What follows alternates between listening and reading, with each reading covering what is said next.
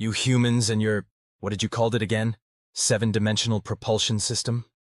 The Zexaclaxian diplomats' translucent membranes flickered with what passed for amusement among their species. How quaint.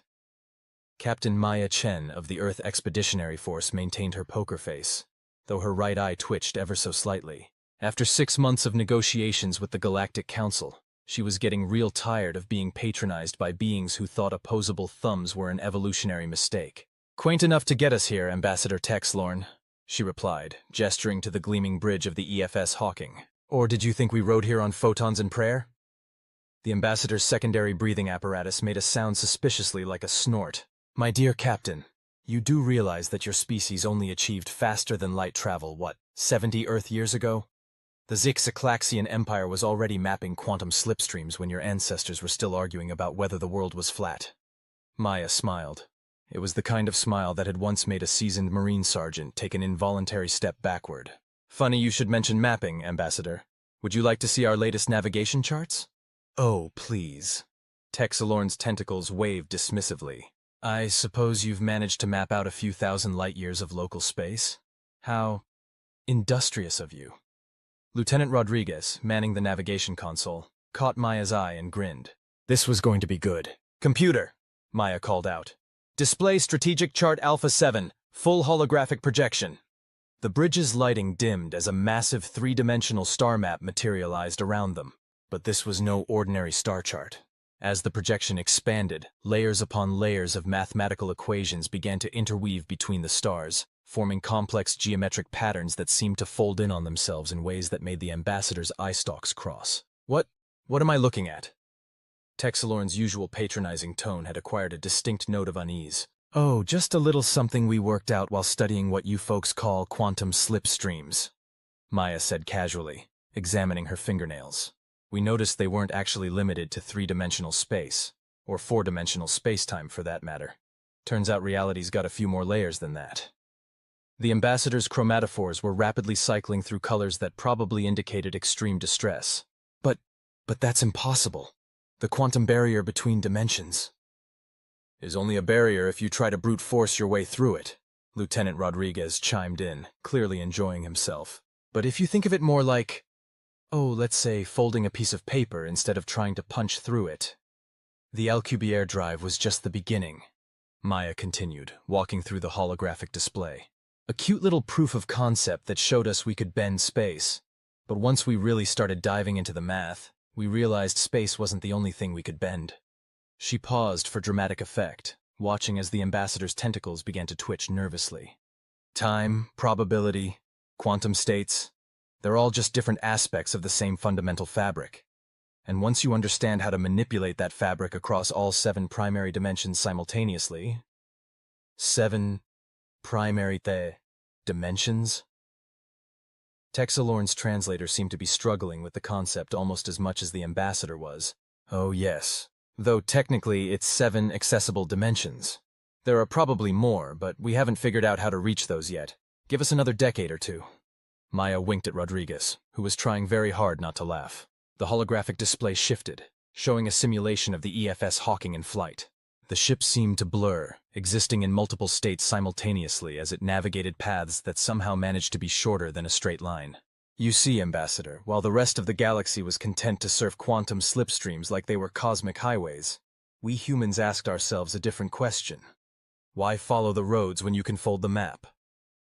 Texlorn's translator was definitely glitching now. But the energy requirements alone would be astronomical if we were trying to brute force it, yes," Maya agreed. "Fortunately, we found a workaround. Turns out the universe has a sense of humor, or at least a profound appreciation for irony. The more impossible something should be, the less energy it takes to make it happen. We call it the Murphy-Feynman principle." "The what?" The ambassador's eyestalks were practically tied in knots. "You know, like Murphy's Law. Anything that can go wrong will go wrong. Well, we figured out that the universe actually runs on a corollary. Anything that absolutely shouldn't work will work spectacularly well if you just have the audacity to try it." At this point, several of the bridge crew had given up pretending to work and were openly watching the show. The ambassador's color had settled into a sickly shade of mauve. "So, Maya continued cheerfully.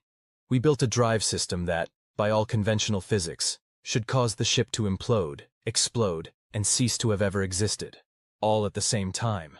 And because that's completely ridiculous, it works perfectly. But,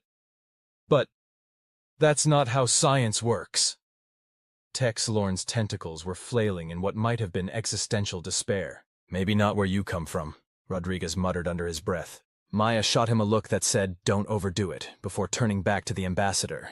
The point is, Ambassador, while the Galactic Council has been debating whether humanity is advanced enough to join your little club, we've been busy rewriting the laws of physics, and we didn't do it by following the rules. We did it by questioning why those rules existed in the first place. She gestured to the holographic display, which now showed the Hawking casually violating several fundamental principles of reality. This ship doesn't just travel through space, Ambassador. It travels through possibility. When we plot a course, we're not just calculating where we want to go. We're calculating who we want to be when we get there. Teixeilorn's translator gave up entirely at this point and began emitting a high-pitched whine. "Oh dear," Maya said with mock concern. "Perhaps we should continue this discussion another time, after you've had a chance to process everything?" The ambassador's chromatophores had settled into a uniform gray, the Zexclaxian equivalent of a 1,000-yard stare. Yes, I believe that would be wise. I shall inform the Council of your capabilities. As the shell-shocked diplomat was escorted off the bridge, Rodriguez turned to Maya with a grin. "Think we broke them, Captain?" "Nah," Maya replied, dropping into her command chair. "Just gave them something to think about. You know what they say. Sometimes the best way to get invited to the table is to show up with your own chair. A chair that exists in 7 dimensions simultaneously." "Exactly," Maya smiled. "Set a course for Earth, Lieutenant. Let's show our guest how we humans like to bend reality on the way home." "Aye, aye, Captain. Engaging the absolutely shouldn't work drive." The EFS Hawking hummed to life, its 7-dimensional drive core pulsing with energy that somehow managed to be both infinite and negligible at the same time. As they prepared to depart, Maya couldn't help but think about how far humanity had come since first looking up at the stars and asking, why not? Sure, they might not have thousands of years of spacefaring history like some species. They might not have vast empires spanning multiple galactic arms. But what they did have was something far more valuable. The absolute refusal to accept that something was impossible just because everyone said it was. As the ship folded space, time, and probability around itself like an origami master with a cosmic sheet of paper, Maya made a mental note to requisition some motion sickness bags for their next diplomatic visitor. Something told her they were going to need them. After all, humanity hadn't just reached for the stars. They'd reached for the impossible itself. And as it turned out, the impossible had a pretty good sense of humor about the whole thing. The stars outside the view screen twisted into patterns that would have made Escher proud, and the EFS Hawking slipped between dimensions like a fish through water. Somewhere in the multiverse, Murphy and Feynman were probably having a good laugh. And that, Maya thought, was exactly how it should be. 3 days after giving Ambassador Teixeilorn an impromptu lesson in human physics, Captain Maya Chen found herself staring at a priority transmission from Earth Command that made her wish she'd been a little less theatrical in her demonstration. "They want us to what?" Lieutenant Rodriguez's voice cracked slightly as he read over her shoulder. "Prove it," Maya said dryly. "Apparently the Zexclaxian High Council believes we put on an elaborate light show to fool their ambassador. They're demanding a practical demonstration of our 7-dimensional capabilities. In front of their entire science directorate? Oh, it gets better." Maya tossed the tablet onto her ready room desk. "They want us to navigate the Mobius maze." Rodriguez's face went pale. The Mobius maze was infamous throughout known space, a region of twisted space-time near the galactic core where normal laws of physics went to die. Even the most advanced Galactic Council ships avoided it like the plague. The few that had attempted to study it had either disappeared entirely or returned with their crews babbling nonsense about seeing themselves in the past and future simultaneously. "But that's—" Rodriguez started. "Impossible?" Maya's lips curved into a familiar smile. "Lieutenant, what's our ship's middle name?" "I don't think ships have middle names, Captain." "Ours does. It's impossible. Has a nice ring to it, don't you think? EFS Impossible Hawking." Rodriguez groaned.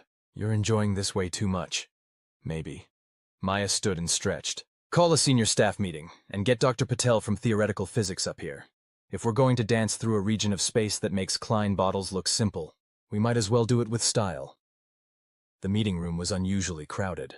In addition to the regular senior staff, half the physics department had shown up, along with what appeared to be most of engineering. The air was thick with a mixture of excitement and terror, a combination that Maya had come to recognize as the default state for human scientists about to attempt something monumentally inadvisable. "Right," Maya said, calling the room to order. "I assume you've all read the brief. The good news is we've been invited to prove our 7-dimensional drive technology works. The bad news is we have to do it by navigating a region of space that makes drunken Klein bottles look well-behaved." "Actually, Captain," Dr. Patel interjected, her eyes gleaming with the special madness reserved for theoretical physicists. "This might be perfect. The Mobius maze is essentially a natural occurrence of what our drive system creates artificially, a region where multiple dimensional states overlap and interact." "You mean it's like practice mode?" Rodriguez asked hopefully. "More like the final exam," Chief Engineer O'Malley muttered, "with extra credit questions written by a sadistic professor who's had too much coffee."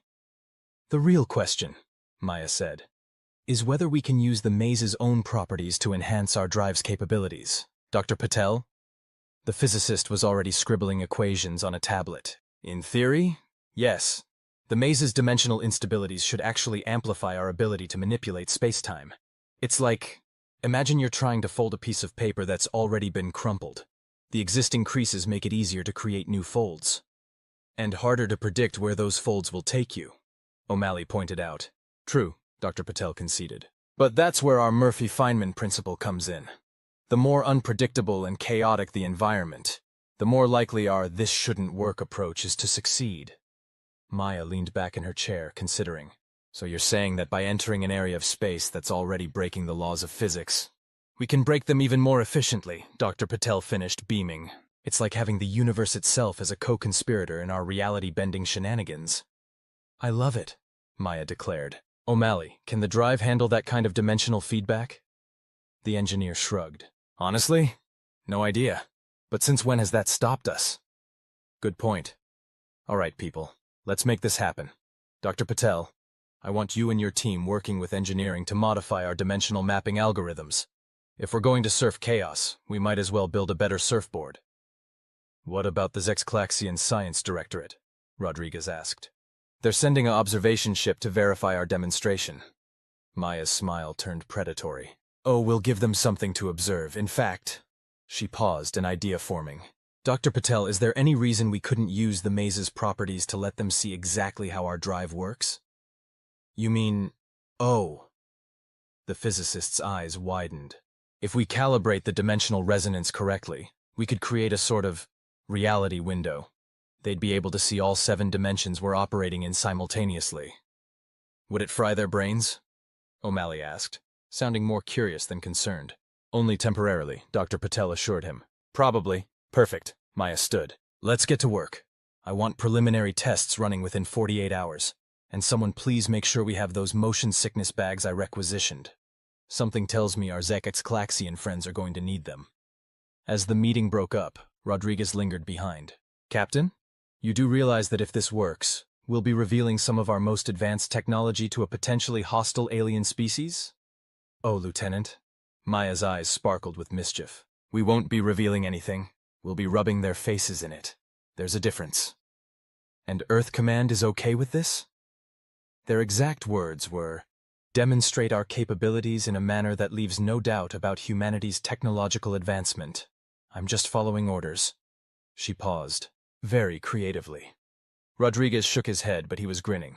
"You know, sometimes I think the real reason our drive works is because the universe is afraid of what we'll try next if it doesn't." "Exactly," Maya agreed. "Now, let's go break physics in new and exciting ways. I hear the maze is lovely this time of year." As her crew dispersed to their various tasks, Maya pulled up the latest scans of the Mobius maze on her display. The swirling, twisted patterns of space-time distortion seemed to mock conventional understanding of reality. Good. They were about to show it some new tricks. After all, if you're going to prove humans have mastered 7-dimensional travel, you might as well do it by turning the most dangerous region of space into your own personal playground. Somewhere in the multiverse, Murphy and Feynman were definitely taking notes. "They're here." Rodriguez's announcement was unnecessary. The massive Zexaclaxian science vessel hanging off their starboard bow was hard to miss. Its crystalline structure caught the light from nearby stars, refracting it in ways that would have been beautiful if it wasn't so obviously designed to be intimidating. Right on schedule, Maya said from her captain's chair. Dr. Patel, how are our modifications holding up?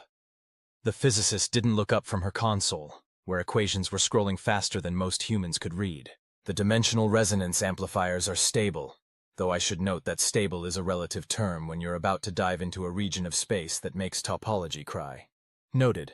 Maya opened a channel to the Zexaclaxian vessel. This is Captain Maya Chen of the EFS Hawking. We're ready to begin the demonstration whenever your science directorate is prepared. The response came in the form of a holographic projection that filled half the bridge. A dozen Zexaclaxian scientists materialized, their tentacles writhing with what Maya had learned to recognize as skepticism. Captain Chen. The lead scientist's translator managed to make even those two words sound condescending. We have reviewed your proposed demonstration parameters. You cannot seriously intend to navigate the full length of the Mobius maze. Oh, but we do. Maya smiled her favorite smile, the one that made seasoned diplomats reach for their restraining orders. In fact, we intend to do it in style. Dr. Patel? Activating the reality window now, the physicist announced, fingers dancing across her console. This should let our distinguished observers see exactly how we're doing it. The space between the two ships suddenly rippled. There was no other word for it. It was as if someone had turned reality sideways and then folded it into an origami crane. What is this? One of the Zexaclaxian scientists demanded, their chromatophores flashing patterns of alarm. This, Maya said cheerfully, is how humans see space. Well, part of it anyway. We're only showing you the first 5 dimensions right now. Wouldn't want to overwhelm you. Impossible! Another scientist burst out. The energy requirements alone. Oh, not this again. Maya sighed theatrically. Lieutenant Rodriguez, please plot a course through the maze. The scenic route, if you would. Aye, aye, Captain. Plotting a course that would make Escher reach for a stiff drink. The maze loomed ahead of them, a twisted knot in the fabric of space where normal physics went to die. Even through conventional sensors, it looked wrong, like someone had taken a photograph of reality and then run it through a recursive blender. Beginning approach, Rodriguez announced. 7-dimensional drive engaging in 3, 2, 1. The universe hiccuped. Through the reality window, the Zexaclaxian scientists watched in horror as the EFS Hawking casually violated at least 17 fundamental laws of physics. The ship seemed to exist in multiple states simultaneously, leaving probability trails behind it like a quantum snail with ADHD. Are you recording this? Maya asked innocently. You might want to take notes. This is... One of the scientists seemed to be having trouble with basic vocabulary. You're surfing quantum fluctuations! Surfing? Dr. Patel looked offended. Please. We're doing interpretive dance with the fundamental forces of reality. There's an artistic element to it. The Hawking dove deeper into the maze, where streams of twisted space-time writhed like cosmic serpents. Instead of avoiding them, Rodriguez guided the ship directly into the chaos. Watch this part, Maya advised. It's my favorite. The ship split into 7 distinct versions of itself, each operating in a different dimension. Then, like a card dealer performing a particularly impressive shuffle, the versions began to weave between the space-time distortions, using them as stepping stones across the void. You're using the maze's own distortions to enhance your dimensional manipulation, one of the scientists whispered in horrified awe. Well, we could brute force our way through, Maya admitted. But where's the fun in that? Besides, when reality hands you multi-dimensional lemons, you make physics-defying lemonade, Rodriguez finished, grinning as he executed a maneuver that technically happened 3 seconds ago in a parallel universe. Through the reality window, the Zexaclaxian scientists watched as the Hawking performed what could only be described as a 7-dimensional ballet. The ship pirouetted through quantum strings, waltzed with probability waves, and occasionally jumped into parallel timelines just for the hell of it. Coming up on the worst of the distortions, Rodriguez reported. This is where it gets interesting. Define interesting, Maya said, raising an eyebrow. Well, according to these readings, we're about to hit a patch of space where cause and effect are more like polite suggestions than actual laws. Perfect. Maya turned back to the increasingly distressed Zexaclaxian observers. You might want to pay attention to this next part. We're about to demonstrate why humans are particularly good at handling chaos. The Hawking approached a region of the maze that looked like someone had tied space-time itself into a pretzel. Most ships would have turned back, Most species would have declared it unnavigable. The Hawking's crew, being human, treated it like a challenge. "Dr. Patel," Maya called out. "Let's show them what happens when we really push the Murphy-Feynman principle. Full-dimensional spread." The reality window expanded, showing all 7 dimensions simultaneously. Several of the Zexclaxian scientists immediately developed eye problems as their brains tried to process what they were seeing. The Hawking didn't just navigate the twisted knot of space-time, it used it as a playground. The ship bounced between dimensions like a pinball, each impossible maneuver making the next one more likely to succeed.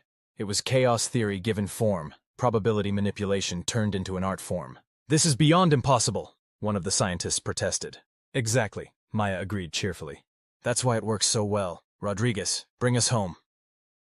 The Hawking emerged from the far side of the maze with a flourish that somehow involved being in 3 different time periods at once. Behind them, the twisted space-time slowly settled back into its usual, merely impossible configuration, like a roller coaster catching its breath after a particularly wild ride.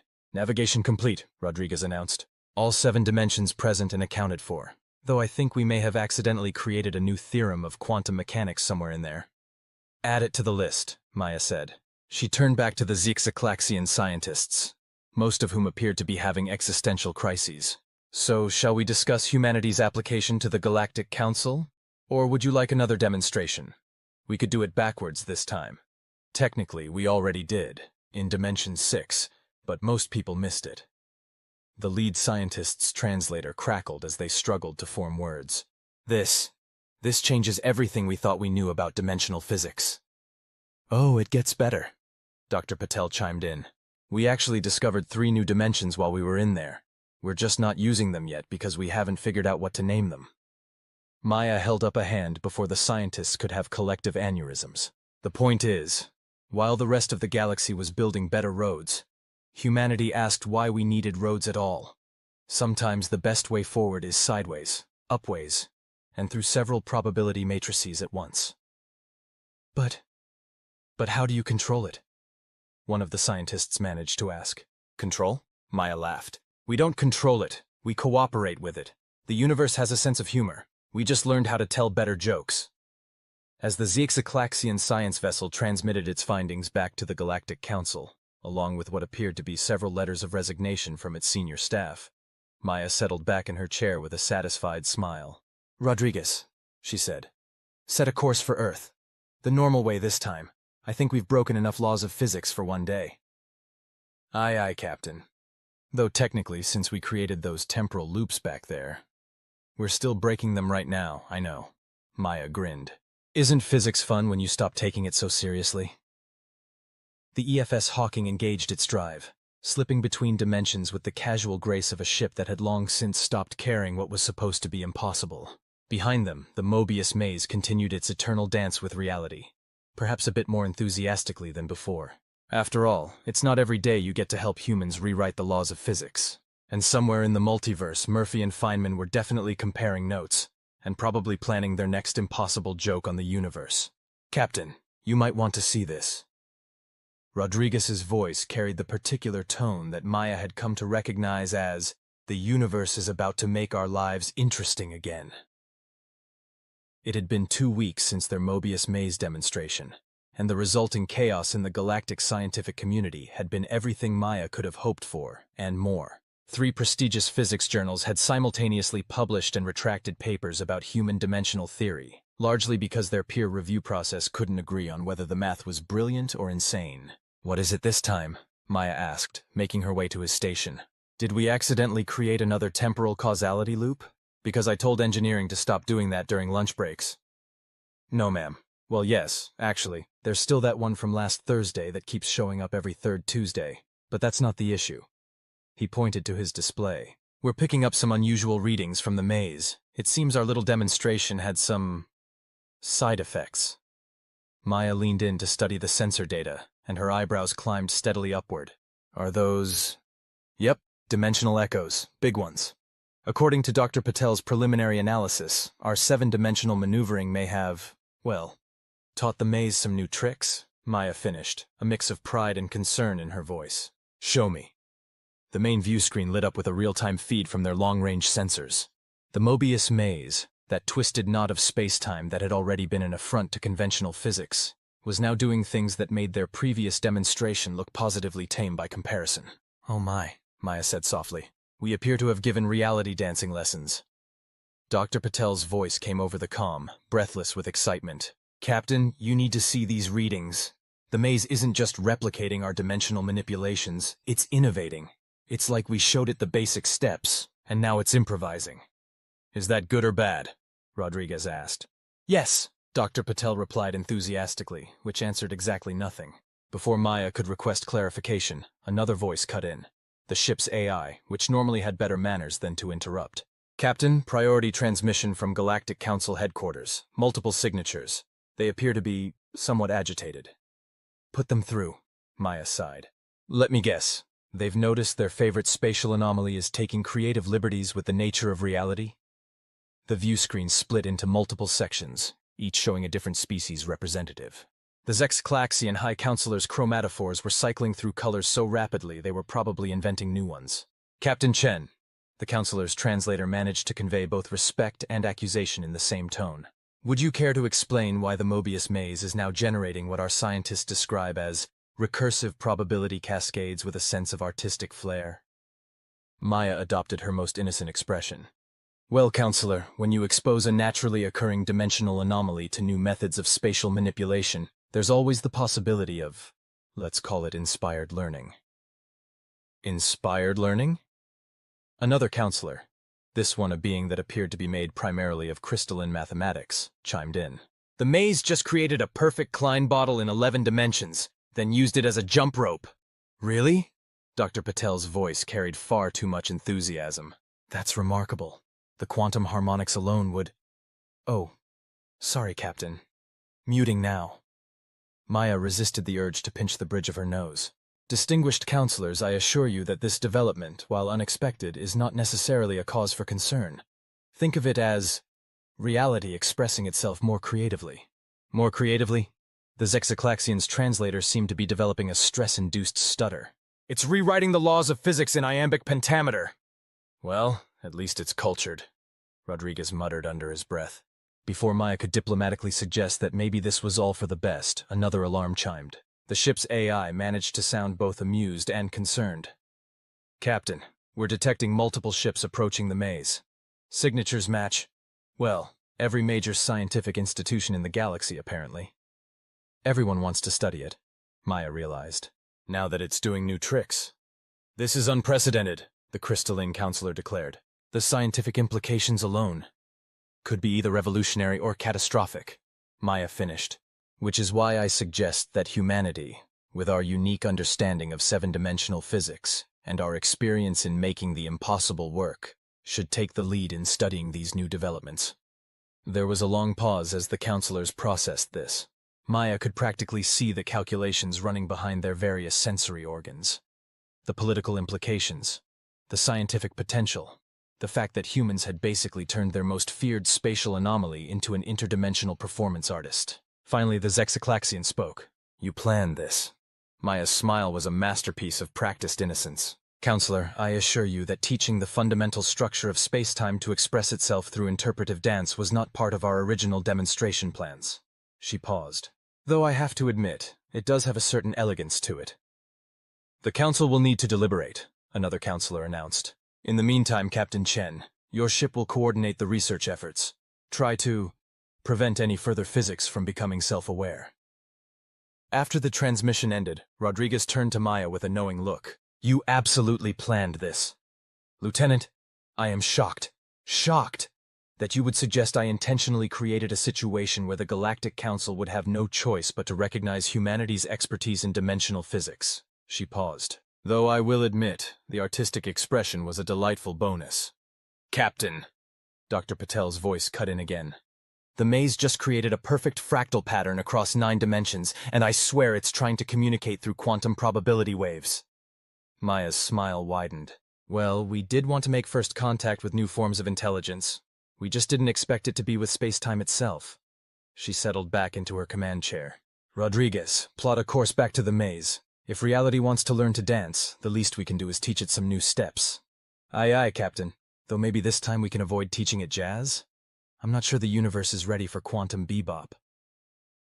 As the EFS Hawking prepared to return to the maze, Maya couldn't help but feel a sense of satisfaction.